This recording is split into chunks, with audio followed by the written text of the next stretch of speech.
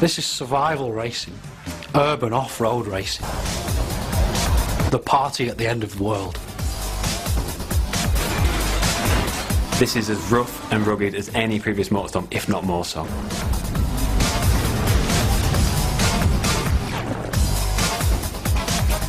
So what we're here to do is put a couple of diaries together that really try and explain the two major modes in MotorStorm Apocalypse. Festival mode is the main single-player campaign in MotorStorm Apocalypse. You'll race amongst buildings which are falling down around you, on the beaches, down in tunnels and the sewers. In this game, the festival represents a much more story-driven campaign.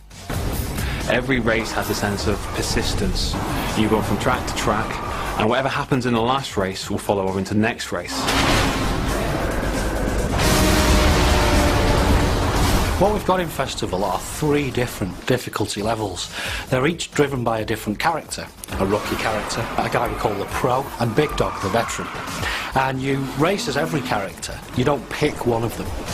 We've created much more accessible races in the start, and then much more challenging races at the end for the hardcore. So Festival mode, we're aiming for probably around 7 to 8 hours of gameplay for a player that's familiar perhaps with racing games. But of course, there's much reason to go back and replay for the festival, because now we have a lot of unlocks and hidden items actually to find within the festival mode. I mean, we're aiming for somewhere in the region of 40 bespoke races, and that's more than we've ever had in the series before.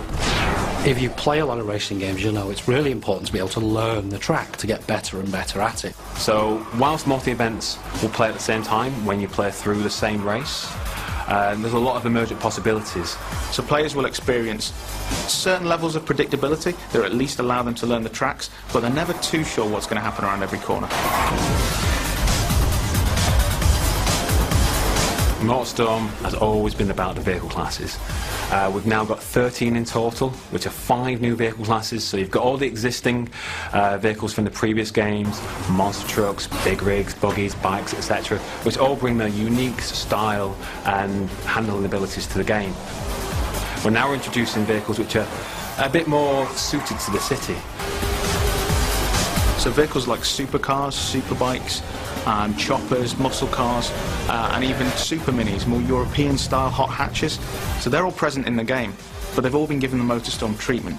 We noticed there was a lot of enthusiasm for taking the game into a city, but we really didn't want to do MotorStorm does urban racing. We wanted to do more than that and be more exciting. You're driving down the sides of skyscrapers, jumping from rooftop to rooftop, going down into the sewers, onto the train lines. This is as rough and rugged as any previous MotorStorm, if not more so. Because we've got all these different vehicle types and different parts of this city that we've created to use, there's a very different feeling between racing, say, a muscle car around the streets of downtown and racing a buggy down through the beaches and the parks. We made a very deliberate choice to give the player, or hand-pick the player, a vehicle for every race within the festival. And the reason being is that we can then tailor the grids, the AI that you're playing against, around that vehicle choice. For example, one of the races may feature the player on the bike, but then every other AI competitor has a big rig, and their objective is to just take you out. So you have to survive this race more than anything else. We've been somewhat famous, I think, in gaming circles for our soundtrack.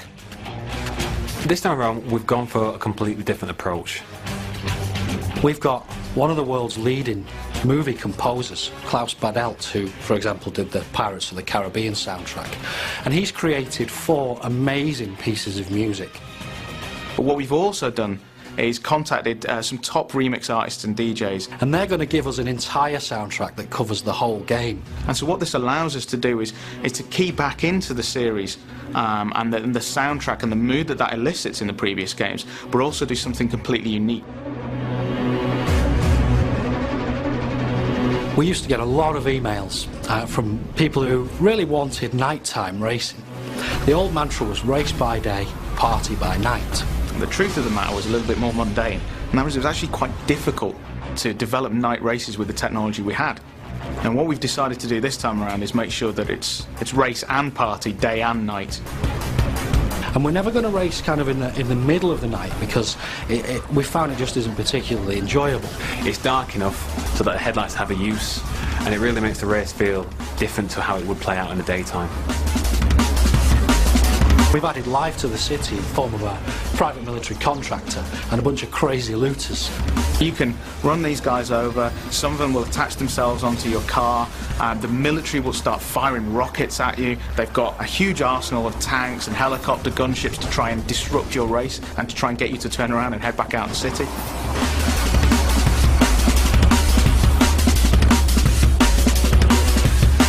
When you play the game, it feels different. It feels like no type of off-road racing experience you've had and no type of urban racing experience that you've had before. They kind of come together really nicely to offer a whole fresh take on this type of experience.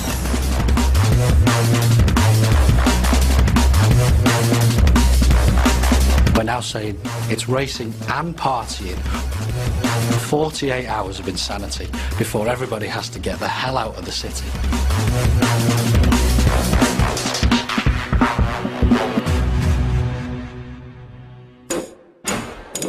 PlayStation